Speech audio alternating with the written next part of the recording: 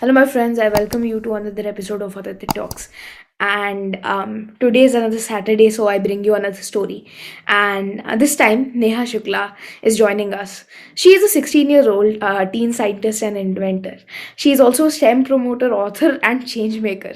She is also passionate about leveraging science and technology to create a positive change in our community. So today, we are going to discuss a lot of interesting things about what's her view on promoting girls in the field of STEM, and how youth can solve one of the greatest problems that we are facing, like climate change and many more. So, welcome to the show, Neha. How are you doing? I'm doing great. Thank you so much for those kind words, Aditya. I'm super excited to be with you today. Yeah, so I just gave a little brief about you, but it would be better if you talk about you yourself. So, for the benefit of our viewers, can you tell us about yourself and how did you reach this point in your life? What is Totally. your story? Totally. So, my name is Neha Shukla. I'm 17 years old and I'm from Pennsylvania in the USA. And really, I call myself a teen scientist and inventor. I was also named a 2021 Global Teen Leader. And I'm really an innovation advocate for youth and for girls. And I'm really excited because my upcoming book is going to be released this summer, which I'll talk to you later about in the interview. But ultimately, my mission is to use science and technology as a tool to create a positive impact on our communities and really solve real world problems. So that's kind of what I do. And yeah, I think I'm really excited to kind of share my opinions about how youth and young people can get involved with innovation and problem solving and really start taking their skills and their imagination to actually solve some big problems that we're seeing in the world today. Yes. So that's what this podcast is all about. Giving youth the necessary resources and motivation to be successful and stand out from other people. So can you tell us about your about your story? How did you get to this point in your life? Definitely. So let me take you back. I've actually been, actually, let me say, stop this right here. So I've been innovating and solving problems since I was like 10 years old. I've just been really excited by the idea of being able to use whatever creative thoughts or ideas or imagination that I had to kind of help my community. But really, my innovation journey truly began at the start of the COVID-19 pandemic. So let me take you back to like March of 2020. It was, COVID-19 just hit, my school was shut down, and our entire town was in lockdown. And I was sitting right here actually on my in my bedroom lab, as I like to call it. And I was looking out the window and seeing how my neighbors weren't able to maintain a safe social distance. And then when I was doing lots of research and reading and watching the news, I found out that a simple mistake of not social distancing correctly could cause someone to lose their life. And that was a huge shock for me. And I knew that I couldn't just let something like that happen. I was like, okay, I need to create a solution. I need to do something about this. So I created 6 Feet Apart, which is a wearable social distancing device that uses the latest developments in ultrasonic technology to alert the user when approaching people come within the 6 foot detection range. So for all the podcast viewers out there, it is a device that's embedded inside a hat and uses microprocessor technology to actually alert the user when people come too close. And then you get live haptic and acoustic feedback to kind of alert you to proactively take a step back. I also created a mobile app that pairs with the 6 Feet Apart device. So while you're wearing the device, it also sends the social distancing notifications straight to your mobile phone. And it's kind of an easier way to keep track of your social distancing throughout the day through like a daily safety report. So that is a little bit about 6 Feet Apart. And the crazy thing is that when I was creating it, I had never touched a microprocessor device before that. And really, it was just totally learning from scratch and like building projects and experimenting and definitely like fusing a lot of stuff, destroying a lot of sensors along the way. But, coming from public school and coming from, a smaller town in Pennsylvania, I never had access to, computer science education in my school or taking, advanced STEM classes. So a lot of actually all of the technologies that I've learned, whether that be, working with apps, artificial intelligence, microprocessors, whatever it might be, is just like totally self-taught, which is kind of crazy to think about. But, we have so many resources on the internet and so many tools to really just learn about these emerging technologies. And, the more curious and excited you are about learning, the easier it is to start picking things up. But anyway, so after creating 6 Feet Apart and continuing to improve the device, I was really starting to see this massive gap of innovation coming from my peers. And it's kind of counterintuitive to think about that, because when you're on social media, you see that our generation is the one who's, circulating all these petitions and protests and all these things for social impact. But I think what we really need is, our generation is actually lacking a framework to create sustainable and long lasting solutions. We don't have a framework to innovate. And so I was like, okay, I need to combine everything that I've learned from creating 6 Feet Apart, but also just creating lots of different innovations since I was like 10 years old. So I combined everything that I learned and I created a simple 3-step innovation framework that anyone can use to solve problems and make an impact on their community. And so I'll talk about those 3 steps a little bit later, but really I started taking those 3 steps and started taking my journey and sharing it in these interactive like innovation and STEM workshops for kids K through 12 across the world, and really trying to uplift and build the next generation of young innovators and problem solvers who are excited about impacting their community and creating a positive impact. So it's been so amazing to be able to work on something and something like this. And I think I've reached over like 54,000 students to date, which is just crazy. And I'm so excited to, continue expanding. I'm hopefully trying to reach, 100,000 by the end of this year, or if not next year, which is just so exciting. But yeah, I think by running those workshops, I can really see that kids as young as like first and second graders are creating an impact and like creating solutions to ocean pollution and bullying within my 45-minute workshops. And it's crazy because if they're able to do that within such a short period of time, imagine the power that they have if they continue working on their solutions for months or even years. And that's what really excites me and, gives me a lot of hope for the future.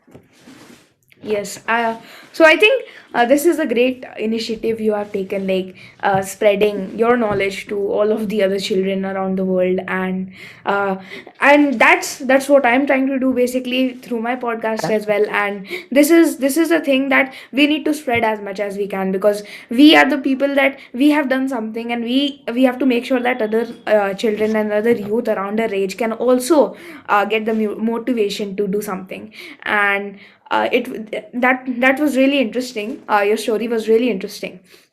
But can you tell us, like, a little bit about why you wake up in the morning every day? What is your motivation and what is your passion in life? that is such a great question. So when I wake up every morning, there's, so many things that excite me. Like the first thing that I wake up, you know, um, firstly, just continuing running these workshops, continuing to inspire other kids and just showing them that, it is possible. I'm also a teenager and I'm also able to do all of this. It's possible for you. And, seeing that kind of excitement from other kids and other, people who are part of my workshops, that gives me so much excitement. Other things include like creating new innovations. I'm starting to get more involved in the space of, climate innovations and trying to do whatever we can to, protect our environment, especially with, everything that's been going on. New technologies like the metaverse. It's really exciting.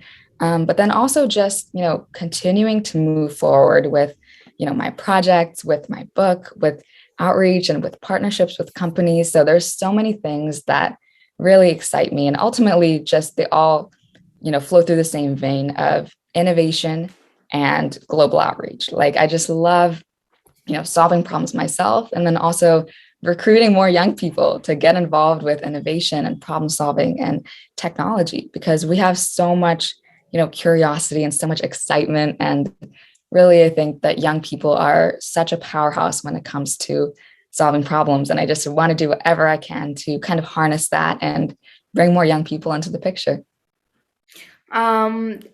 That is a great goal and a passion, and I think you can really do it, because currently you've been impacting so many children around the world, and it is a great thing, great ideology you have. But going a little deeper into the six feet apart social distancing device, which was so inspiring. Can you share the story of creating this? Like, you skim through it, but can you like go into detail? Absolutely. So I created 6 Feet Apart around like March of 2020. And, I was trying to create something that could accurately, I think I always like to say, simplify and quantify social distancing, because really that's what it is. Social distancing shouldn't be, roughly guessing that you're hopefully, far enough away from somebody. And especially in the beginning of the pandemic, we didn't really have any vaccines. We didn't have any treatments for COVID. We didn't even know enough about it to start, working on these things. And it was, social distancing at that point of the pandemic was such a key to, preventing the spread of COVID. And so when I was creating 6 Feet Apart, I was like, okay, I need to start researching some technologies that can make this work. And actually, the week before the lockdown, I had learned about this amazing technology called microprocessors at one of my science fairs, and this was at a local university. And while the judges were judging our projects and everything, and mine was nothing related to electronics, we got to explore different classrooms, and I finally saw what a microprocessor was. And I was like, this is so cool. I really want to learn more about this. And then, 2 days after that, lockdown happened. And ever since then, ever since the start of the lockdown, I had first, heard about microprocessors after like 2 weeks of the lockdown and kind of, getting ourselves situated because, the pandemic was crazy. I started remembering about the microprocessor that I learned about in that classroom. And so I was literally watching every single YouTube video that I could, learning about how do they work, how can I get started, how can I, what kind of sensors or tools can I start interfacing with them. I started, reading as many articles as I could and kind of understanding how microprocessors really worked. And then I like begged my parents to, get just like a full kit of everything that includes, everything like the boards, the resistors, different components, LEDs, whatever, wires and things like that. And so we put in an order, and while it took like 2-3 weeks to ship, I was learning everything that I could about them, so that when the parts came and everything, I was like totally ready to go and excited to start building. So that is kind of, I was so excited about those technologies, and I've always been like a very creative person. So when I was like 10, I discovered 3D printing. I was like obsessed with it. So yeah, I was just like so excited about the idea of being able to do something with microprocessors. And that was kind of when I was able to piece those two together and say, a problem that I'm seeing every day and a problem that really worries me is the spread of COVID-19. Oh, and I'm learning about this thing called microprocessors. Wait a second. There's something called ultrasonic sensors. When you interface those together, when you create them, when you create a device using ultrasonic sensors, and when you add different components, such as like Bluetooth to transmit data and things like that, you can actually create a device to measure distance and then alert the person when somebody is too close. So, it was it was just such a crazy experience and so exciting for me. Like looking back on that, on that time, I think it was like 2 years ago, it was such a whirlwind. Like, everything went by so fast, and it was just so amazing. I think having an open space, like literally just having large periods of time where you can work on, ideas and innovations. And at that time, school was kind of on a break until we figured out how to do online. So I had no school, literally giant gaps of free time to do whatever I wanted, and like an extreme excitement and passion to kind of learn more about this technology. So I would literally just sit right here, play with these, tools, learn more, read about how I can, build these projects, break a bunch of stuff, and really just like learn hands on. And I was able to Yeah. expedite like a year of learning within just like a really short amount of time. So that was kind of how I got started with, building 6 Feet Apart. And I'm really excited that, I've been able to evolve it so much over the past 2 years. Yeah, so basically I also agree with you because over like, and that's the beauty of youth, because you have free time to experiment what you want to do in life. Like you can like do something that you wanted, solve something that you wanted to solve a problem that you see every day, like you did. And I think this is the really but if you're like say 26-year-old or something, if you were a working person, you wouldn't have cared about this.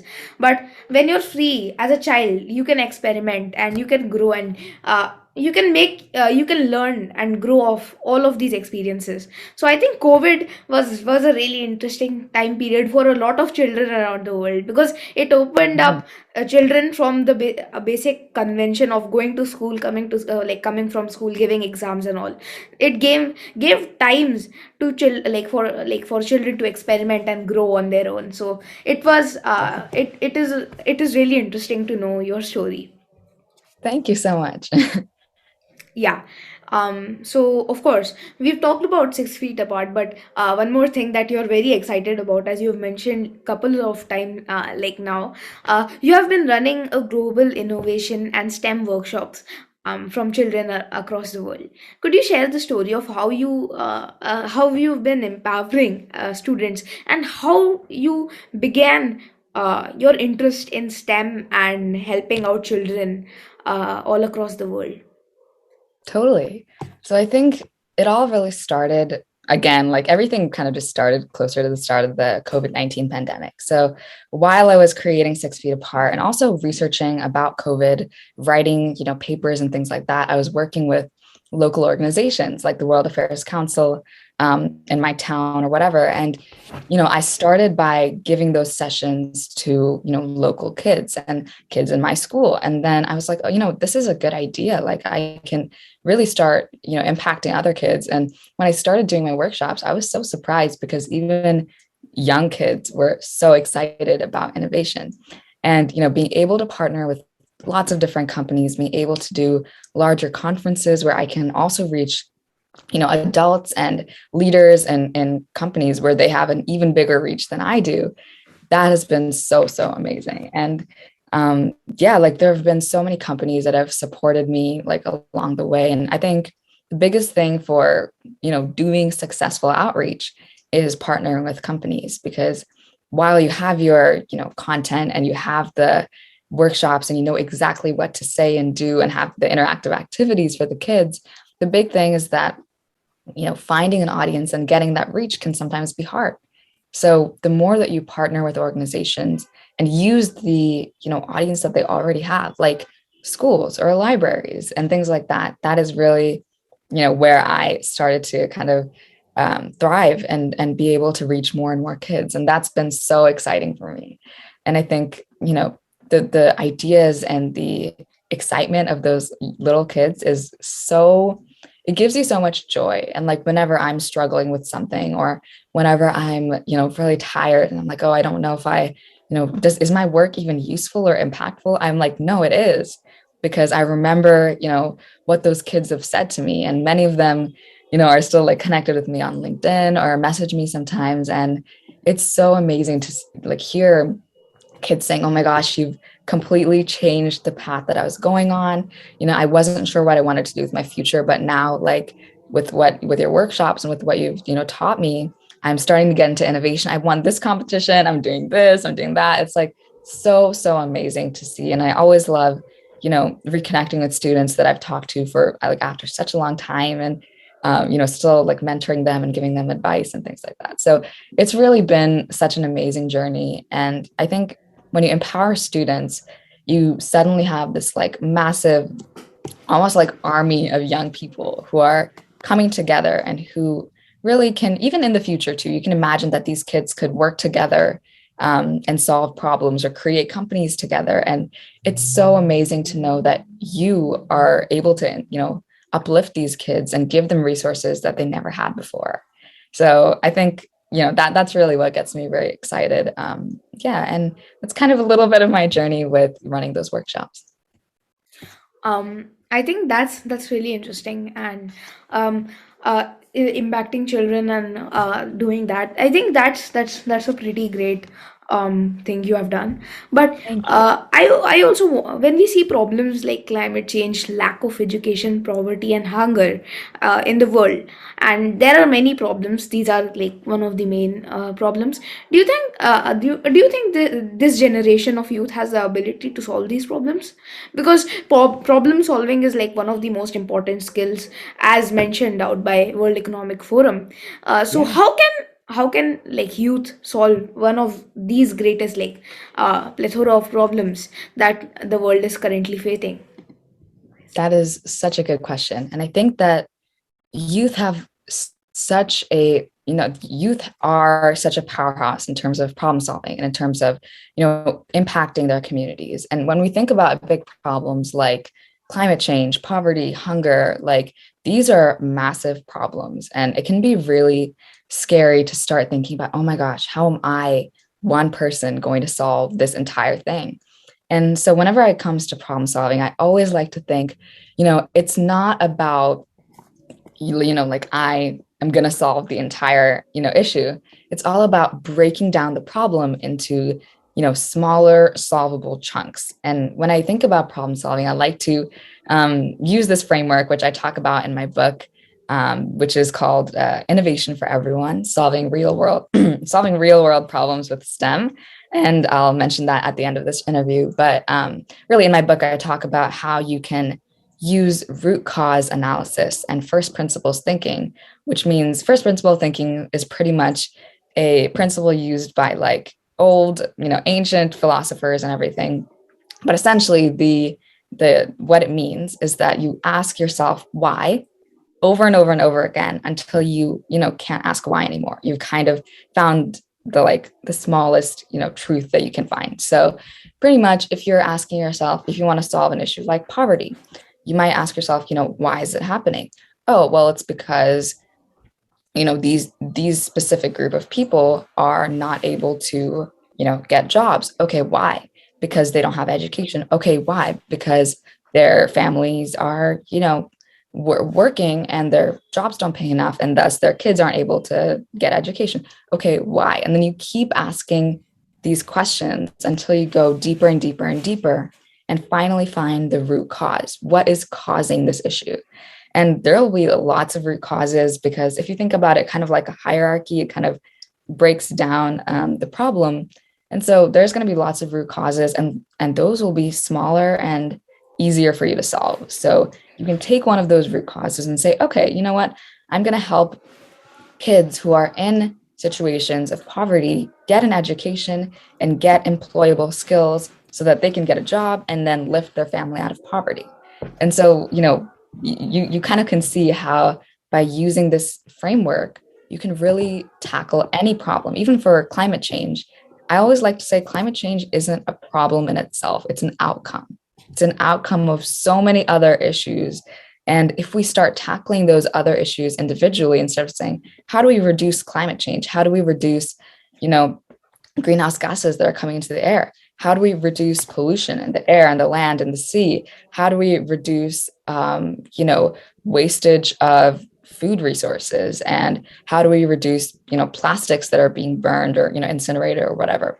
And so if you start looking at problems from, the root causes and from smaller chunks, it becomes so much easier to start solving the problem. And, all the ones that I listed are, actually doable in a set amount of time. And, you can start with advocacy, you could start with creating innovations that use technology or science to actually solve the problem.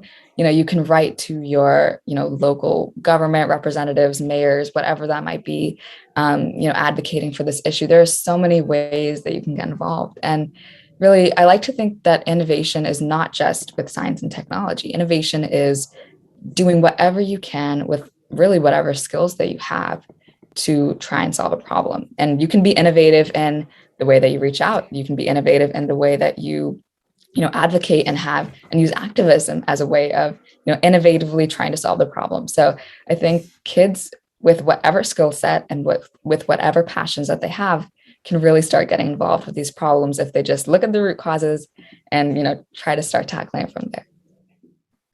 That's a really interesting take on solving problems as a whole, and you can basically factor in on the main issue that causes the small issues that basically cause so many big problems. So I think that is a really interesting take. And when you factor in on these small things, and when you find ideas on like solving these small problems, you can really bring a change to the society in a very easier way. And that is something you don't need a lot of money for, and that is something that you can do personally as well. So I think that is it is a really interesting take on solving problems. And I think this is actually this thing is really viable, though. Thank you. Let's Yeah, yeah. Yeah, so basically let's talk about STEM. um do you think these STEM is important for like community impact? And how do you think students can solve like big problems, and how students can approach STEM and get into it and basically learn more about it?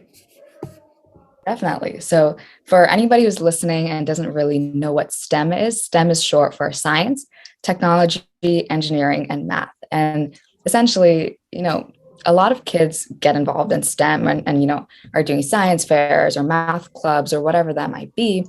And really, you just get involved with, oh, how can I solve this math problem faster? Or how can I, make this chemical reaction, work? And I think that science and technology is so valuable when it's used in combination with community impact. And, I like to think that innovations are only innovations when they're taken out of the lab and into the real world. And so I think for young people who are getting involved with science and technology, it is so important to share what you've been working on with your community.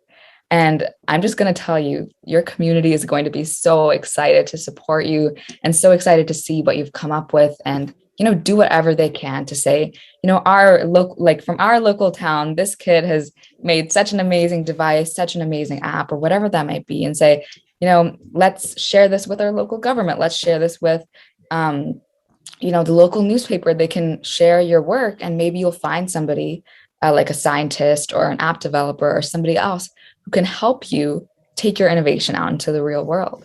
And so, for me personally, like my community has helped me so much and been so supportive of, everything that I've been doing, from the start. And it's been so, so sweet to see how everybody comes together and everybody's so excited to see what you've done. And, everybody wants to jump in and say, okay, how can I help you bring this out to the real world? How can I spread the word about what you've been working on? And I think when you start sharing your work and when you start partnering with, local organizations, when you start really gearing it for more community impact, that's when you see your innovation actually doing, having an impact and actually doing what it was meant to do. Like, for example, if you created an app and, it's on your phone or like on your laptop, but you're not able to like put it on an app store or something, then you can, start gaining support from your community, asking people, working with maybe a local app developer to somehow find a way to upload it to the Google Play Store or something like that. Another, idea is like if you created an innovation or like a website, for example, for reducing homelessness in your town, like suppose, and you want to test out your website and see if it has an impact on, your community, you can start running a homelessness drive. So it's different from your website, but it's still supporting the same cause of reducing homelessness. So these are just some, small ideas, but my point is when you start bringing community impact and STEM together, that's when you have a really powerful tool to solve problems in real life and really create an impact on the communities that need it the most. I think this is really interesting, and um, STEM, I think, is one of the most important things that is, of course, going on in the world currently, and it is something that youth can explore at an early age and benefit from. So, my viewers, if you don't know about STEM, or um, are interested in STEM, you can just uh, contact Neha and join one of her workshops and learn more about, because I think this is a really important skill, and you've convinced me right now. Um, so we have a massive gap of girls in science and technology. Mostly, it's not that it is totally non-existent, but it there is a gap. Definitely. What would you recommend to companies and organizations looking to bring more girls into STEM? That's a really great question. And I think that, yes, there's definitely a massive gap of, girls in science and technology and everything like that. I was reading a statistic that was like only 28% of, I think, engineers are women. And I was so shocked to read that. But anyway, I think the biggest thing that I would recommend to companies who are looking to bring more girls into science and technology, and also encourage more women to stay in that field, because sometimes because of stereotypes or whatever, it's hard to remain in STEM fields. And what I would say is that I had kind of a three pieces of advice. First thing is creating role models. We need role models to kind of show girls that they can be a scientist, they can be an inventor, they can code, and they can create an impact on their community. When we see that all the technologies, or like not all, but many technology CEOs are male, or if all the teachers in their school district are all male, or all the people, all the doctors, the engineers, the lawyers, or whatever are in their town are all male, then that can give girls the idea that that STEM isn't for them, or social impact isn't for them.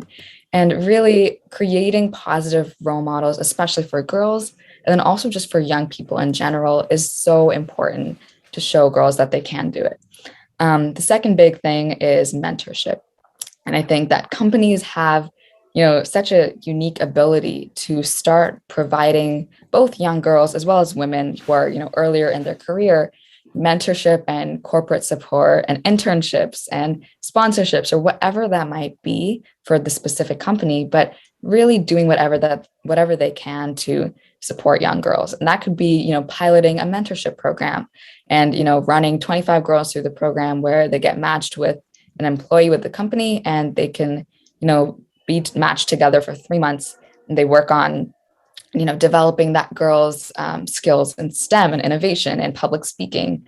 And then at the end of the program, you can kind of see how the girls are more excited about STEM and they're more excited about, community impact and things like that. And, a bonus point would be if the mentors are women, because then the girls can kind of imagine themselves and envision them as being, oh, this is just the future version of me. Like, this is what I'm going to do when I'm older. So that's one really big thing that companies can do, is really start supporting girls and women through corporate sponsorships, whether that's mentorship, internships, other things like that. And the last piece of advice that I would say is really reframing the way that we think about science and technology. So, when I was in middle school, I joined like a Python club. And I to just try to learn Python and learn more about computer science. And we started off, and we really would just print "Hello World" on the computer and use just only print statements. I was so confused, but I was so confused why we were learning how to print "Hello World," and I really didn't see the value of doing that. And so, when I went home and when I started learning Python on my own, I was so surprised, because, it's so much more than just doing a hello world print statement.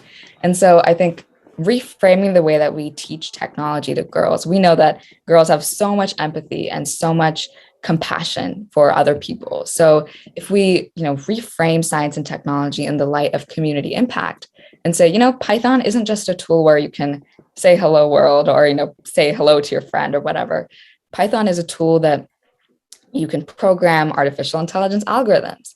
And what do those algorithms do? They prevent, they help sort recycled items into trash and recyclable through image processing.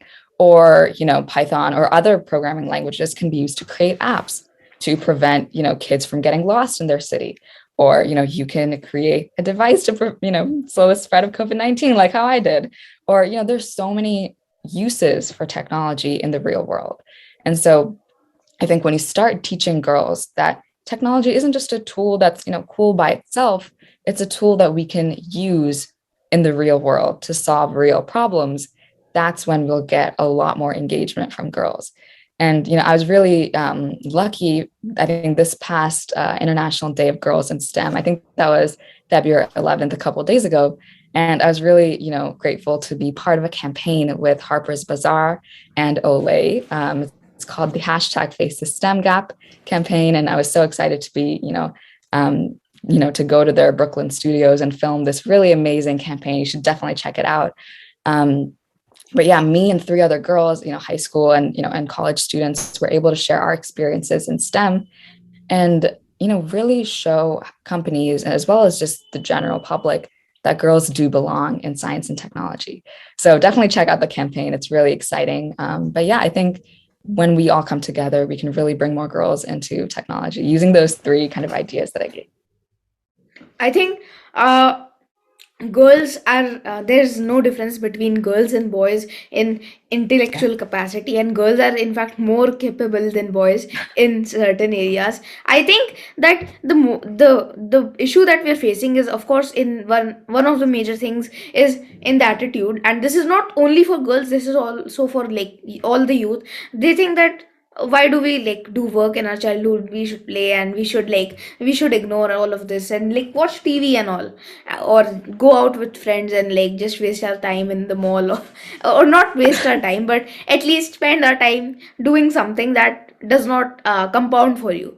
I think first of all we need some change in the attitude, and some change in that kind of thing, because because if we don't have the right attitude, how can we progress in life? So I think that is Totally. one of the most important factors. And as you said, motivation is also really important, because Mhm. even if you have a passion on a genuine interest in technology or helping out other people, if you don't have the right guidance or the right idea of what you want to do or what you can do, Yeah, all is for waste. So that's so true.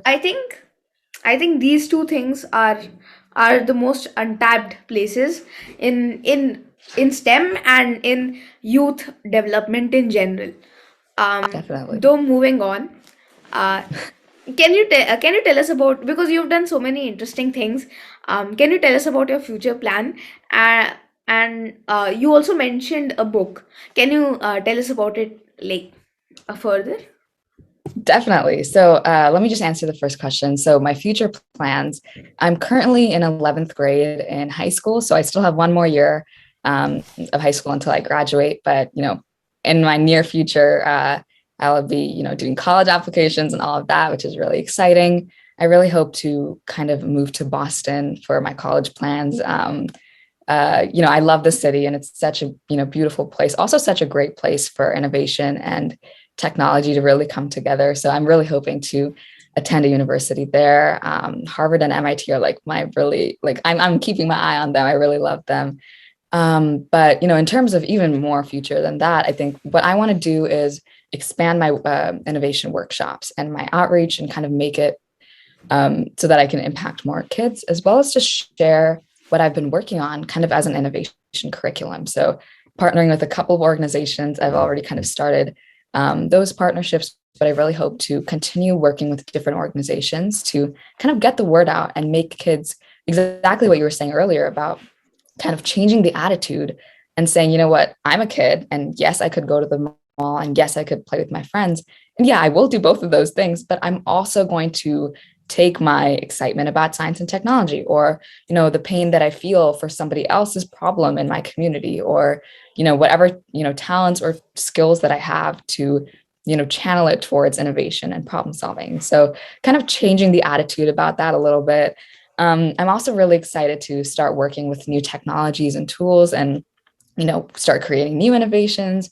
I think ever since I created 6 Feet Apart, I've been working on other problems. I created, a device to slow or to proactively prevent falls from the elderly, because my grandmother fell down one time and she almost, broke a bone, but luckily she was fine, knock on wood. And I was really, really scared by that. And I didn't want that to be happening to her or really anybody. So I, worked on creating a device that, takes your gait and your walking data and uses it to kind of not diagnose, but like prevent you from having further falls by analyzing your walking. So it's a really interesting idea and still, a prototype that I'm developing, but I'm excited to start venturing into like the climate space. And I think I mentioned that a little bit earlier, and create lots of different like smaller innovations in the climate space. So a lot of exciting plans for the future. But the one that's really exciting and more in the near future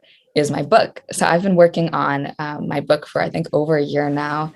And it is called Innovation for Everyone: Solving Real World Problems with STEM. And it'll be released this summer, I think around August, September. And it's so exciting. It shares the 3 steps of innovation that I was talking about earlier.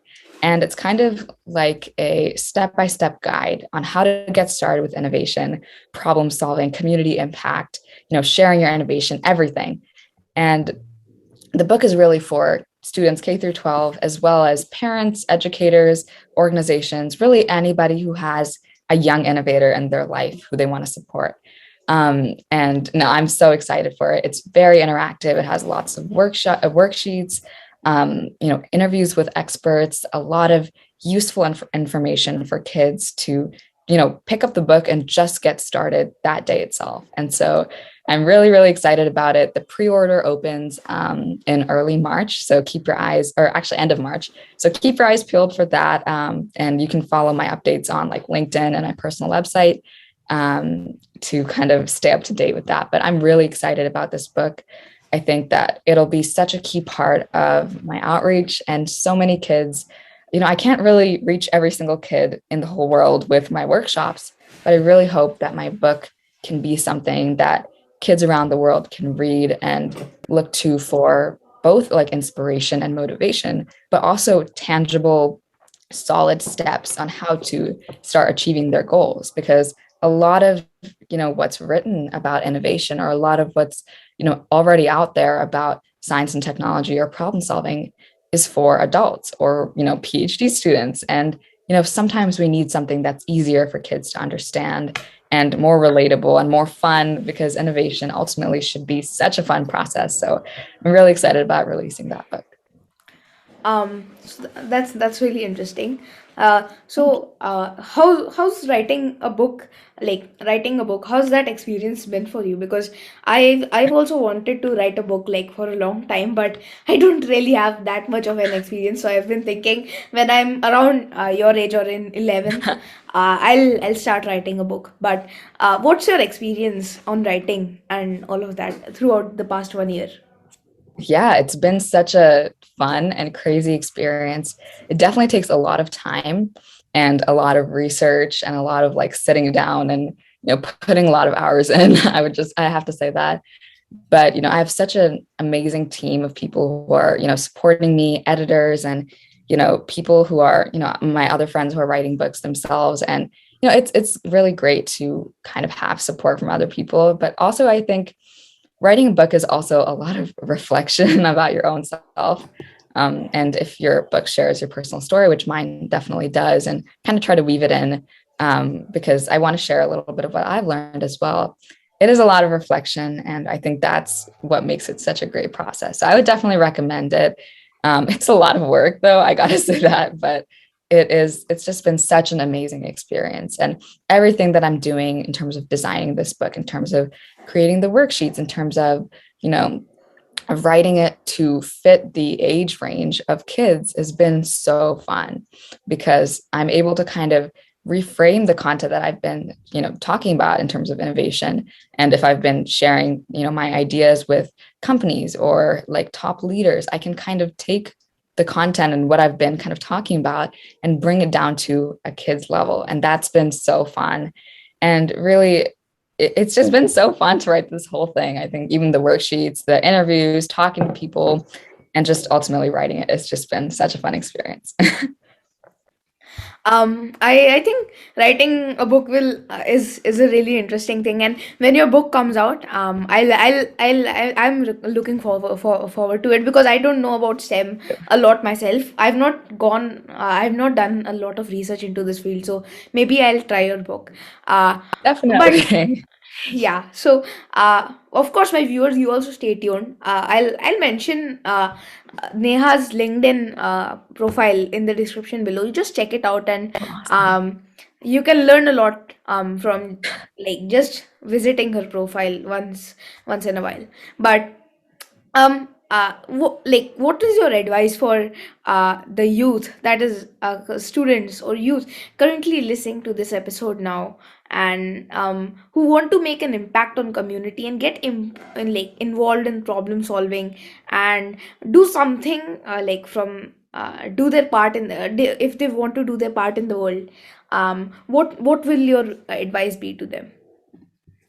That is a really good question. I would say to all the young people listening, to all the kids, the teenagers, anybody who is, you know, interested in creating an impact on your community, my advice would be literally start now. I know it sounds like innovation is such a difficult process and it's so long, it takes forever. Really, it isn't that hard. You just need to start now. Start brainstorming ideas, start, you know, making a list of problems that your community faces, or problems that you're, you know, facing, like, oh, I love to read, but, you know, I can never find books that match my taste. So it would be great if there could be a book recommendations based on my interests and my passions and my location. And so my point is, start combining your passions, whether that's reading, whether that's sports, dance, you know, cooking, whatever that might be. Combine your passions with real world problems. And that's the biggest way to get started, especially for younger kids who don't know, you know, what to start, you know, solving. Passions and your hobbies and interests are a great way to start, because you already know so much about them. So like one example is, suppose you love playing football, like the American football, and you know that it causes lots of concussions because people just, you know, it's really like a rough game.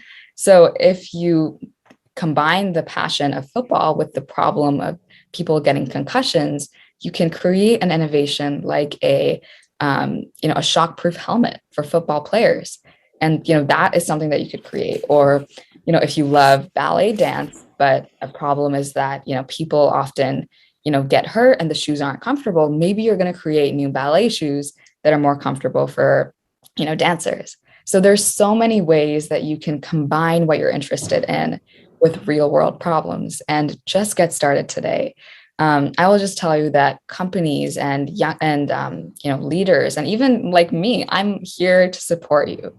And when you get started, when you start with innovation, you will see something amazing, which is your entire community and your parents and your friends and everybody will start rallying behind you and supporting you.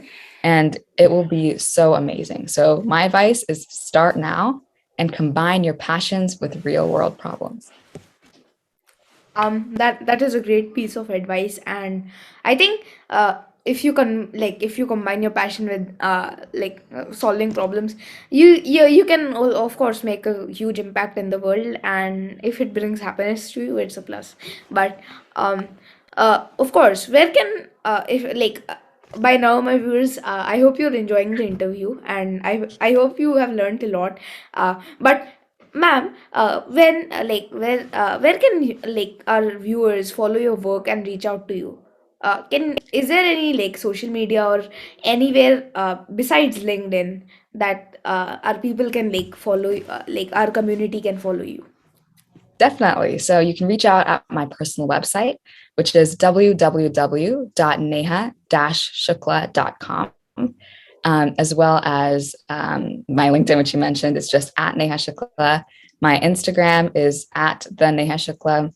And yeah, I think that is all my social media handles. And if you want to book a workshop for your school or organization, or just want to contact me and just say hi, feel free to reach out on my personal website. I have a page called Contact. You can just drop me a note, and I'm always happy to get notes from students or anybody who is seeking mentorship or advice or anything like that.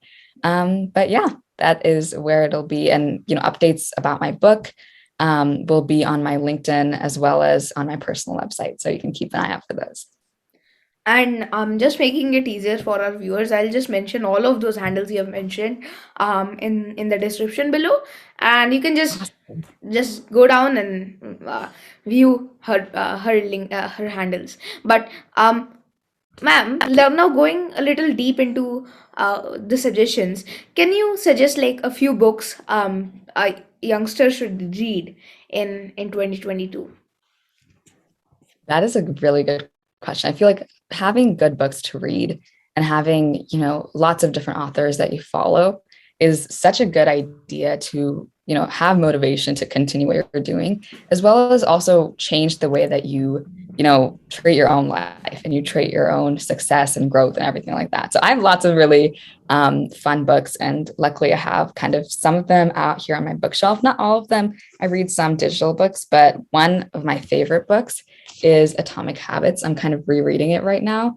It is such a great book to learn how to take big steps in your life, I guess big changes in your life through small steps. And I think reading this, I'm like rereading it right now. It's just so useful and has lots of information in terms of how you can really just change the way that you spend your time, be more productive, and also just implement big changes in small little habits. So that's one book that I love. Another one that I really love reading is Seven Habits of Highly Effective Teens. I think this is really, really great. It also touches on finding your passion and really discovering what you love to do. So I would definitely say Seven Habits of Highly Effective Teens is such a great book to read. Yeah, like I just love it. It's also very fun, filled with lots of illustrations. So I would say it's also good for younger listeners.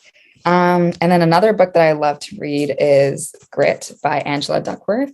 It's such a good book to kind of learn how to persevere over obstacles and things like that. So I would also recommend this book.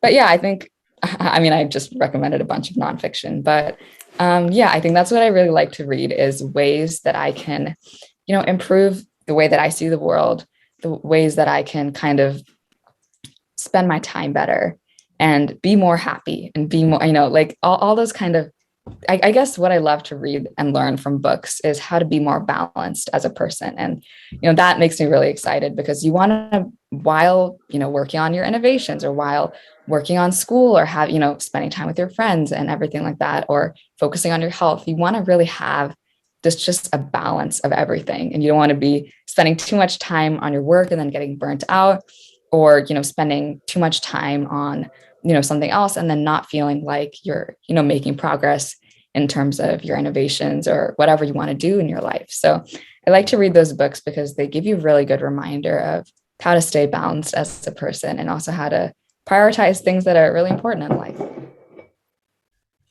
I've read the first book, Atomic Habits by James Clear. It's a really amazing book, and Mhm. the second book I've never heard of, but I'll try it out.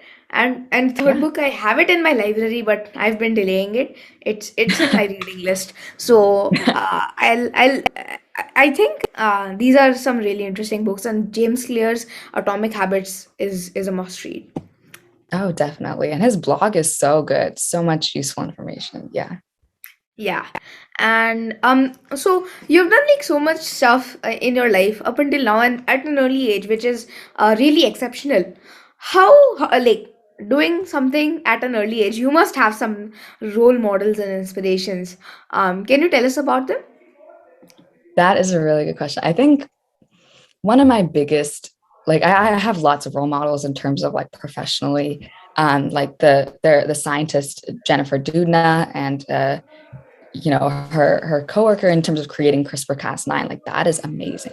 They are so inspiring in the work that they do, and being female Nobel Prize winners is just like amazing. I also look up to a lot of activists and people who are campaigning for girls education, and people like Malala or V Katavu. I'm not sure if you've heard of her.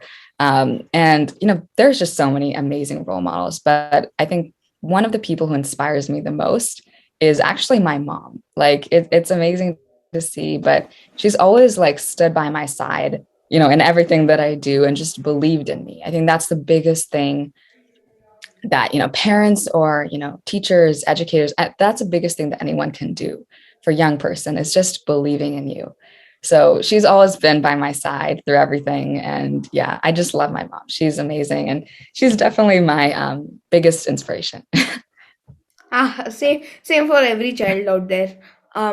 Except a few, I don't know. It depends on every child, but for me, I think my mother is like one of the most. She's the best woman I've best met in my life, and she's helped me through a lot of times, and she's always there to support me. And same for my father and my all my like my sister and all. So these guys all support me. So I think family is of course one of the most important sources of inspiration and motivation, even when you're young, and even when you're in your 30s or 40s. So parents are always there for you, and I think Yeah, that is the ultimate form of um, role model and inspiration. Though definitely. thank you for sharing Definitely.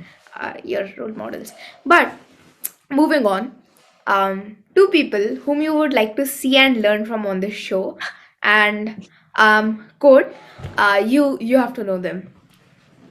I have to know them. Oh, okay. I don't know. It would be great to hear like the perspectives of other young innovators and leaders. I'm trying to think of specific people. Hmm. Um, okay, well, my good friend Catherine Yo from Harvard, she's awesome. She's so amazing what she does. She is currently writing her or releasing her book about the creator revolution. You should definitely check it out. She's awesome. And let me think of another person.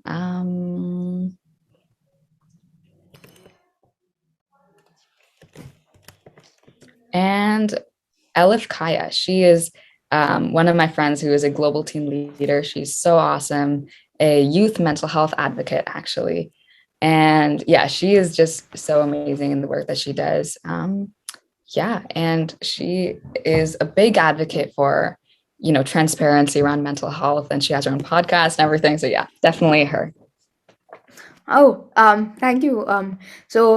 Lastly, I hope you enjoyed the show, and my viewers, I also hope you enjoyed the show. If you have any questions or just mention them in the comments below, and if we do some other interview, I'll be sure to add them. Though, um, please advise what unique thing you have liked about my channel and Aditya Talks, and any suggestions which should be incorporated to improve the experiences of our viewers. Okay, so I really love this podcast. I think it's such a good way for young people to get involved with so many different topics, not just like innovation, like how I'm talking about, but all the other wonderful perspectives that other guests are bringing, which is so great. And the best part is it's also run by a young person like you, and I think that they're really inspiring for so many people across the world. And I can imagine that a lot of what kids are learning about current events or about the world today is probably from your podcast. So that's really, great to see how you're creating this initiative of just dialogue between young people, which is just great. Yeah, and I can't really think of anything to improve the show. Maybe, I don't even know, like potentially asking the viewers maybe guests that they want to have on the show, but I really can't think of anything. It's been a great show so far. Thank you for giving your time and um, coming on to the podcast. It's been a great experience to interview you, and I'm walking away with a greater share of knowledge. And I hope I can interview you in the future because I know you're going to do great stuff.